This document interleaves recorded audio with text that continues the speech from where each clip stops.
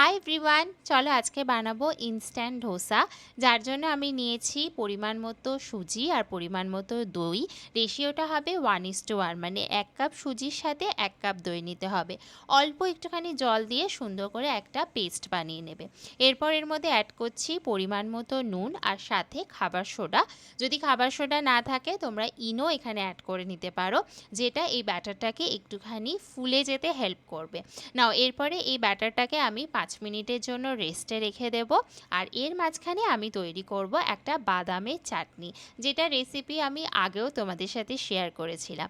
কিছুই না, তোমাদের কিছুটা পরিমাণ বাদাম লাগবে। যদি ভাজা বাদাম হয় তাহলে খুবই ভালো, কাঁচা বাদাম যদি নাও তাহলে একটু ভেজে নেবে। সাথে নিচ্ছি একটুখানি রসুন, আর যতটা ঝাল খাবে সেই হিসাবে লঙ্কা। আমি একটু বেশিই ঝাল খাই। তো এর মধ্যে নিয়েছি অল্প একটু নুন, অল্প একটু চিনি, অল্প একটু জল দিয়ে সুন্দর করে বেটে নিয়েছি।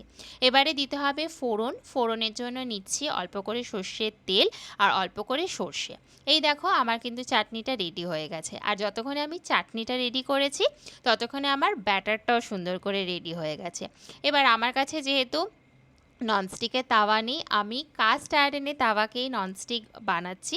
তোমাদের কাছে ননস্টিকের তাওয়া থাকলে খুবই ভালো, নাহলে আমি যে টেকনিকে তাওয়াটাকে রেডি করলাম সেটা দেখে নিলে। কিছুই না, তাওয়াটা যখন অনেক গরম হয়ে যাবে এরকম একটু জল দিয়ে দেখতে হবে যাতে জলটা তাওয়াতে আটকে আটকে না যাচ্ছে। তারপর তাওয়াটা পরিষ্কার করে অল্প করে তেল লাগিয়ে ব্যাটারটা দিয়ে দেবে। দেখো দেখো, তোমাদের কথা বলতে বলতে আমার ক্রিস্পি ধোসাটা কিন্তু রেডি হয়ে গেছে।